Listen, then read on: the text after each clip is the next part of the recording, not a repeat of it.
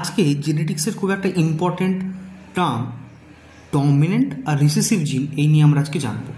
তো ফার্স্ট বলবো ডমিনেন্ট কথাটা থেকেই বুঝতে পারছি যেটা ডমিনেন্ট হবে মানে যে প্রকাশ পাবে সেটাই হবে ডমিনেন্ট। সো ধর আমরা জানি বাবা থেকে স্পার্ম আসে আর মায়ের থেকে আসে ওভাম। এই মায়ের থেকে ওভাম আর বাবার স্পার্ম যখন ফিউজ হয় তখন তৈরি হয় নিউ বেবি, মানে বাচ্চা তৈরি হচ্ছে এখান থেকে।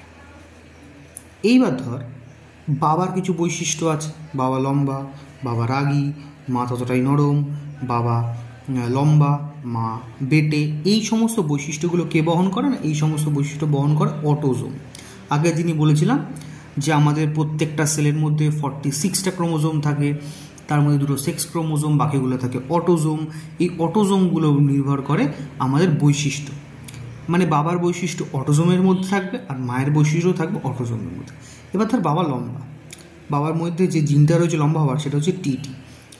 আমরা জানি যে প্রত্যেকটা জিন কিন্তু জোড়ায় জোড়ায় থাকে। সো এই টিটা হচ্ছে লম্বা হওয়ার টি, আর এই ছোটো হাতের টিটা হচ্ছে বেটে হওয়ার জন্য যে জিনটা দায়ী। মা হচ্ছে বেটে, তো মায়ের মধ্যে রয়েছে টিটি। বাবা যেহেতু লম্বা তার মানে বাবার মধ্যে কোন জিনটা প্রকাশ পেয়েছে? বড় হাতের টিটা প্রকাশ পেয়েছে। এইটা হচ্ছে তার মানে এই যে বড় হাতের টিটা এ ডমিনেন্ট হচ্ছে না? এই যে বড় হাতে যে টিটা আছে এটাই তো ডমিনেন্ট হচ্ছে।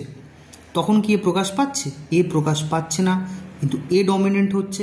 তাহলে এইটাই হচ্ছে ওর ডমিনেন্ট জিন। বুঝতে পেরেছিস? আর রিসেসিভ কোনটা? রিসেসিভ মানে যেই জিনটা প্রকাশ পাবে না সেটাই হচ্ছে রিসেসিভ। মানে এই ক্ষেত্রে বড় হাতের টিটা প্রকাশ পাচ্ছে তাই এটা ডমিনেন্ট, আর যেটা প্রকাশ পাচ্ছে না মানে সেটা ছোটো হাতের টি সেটা হচ্ছে রিসেসিভ। বাবার মধ্যে কিন্তু দুটোটি জিনই আছে। যদি অঙ্কের হিসেব করিস যে লম্বা জিনও আছে বেটে জিনও আছে, বাবার তাহলে হাইট হওয়া হচ্ছিল মিডিয়াম, তাই তো? সেটা কি হলো? হলো না।